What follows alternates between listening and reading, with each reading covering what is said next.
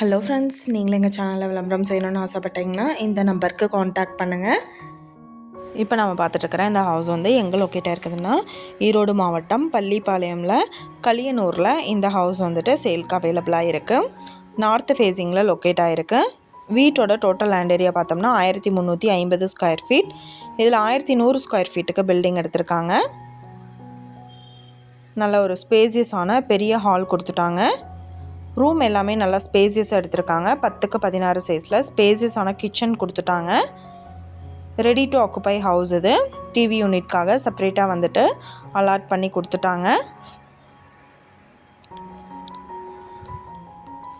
Bedroom 10x16 size master bedroom எடுத்திருக்காங்க. With cupboard அவைலபிளாக இருக்குது.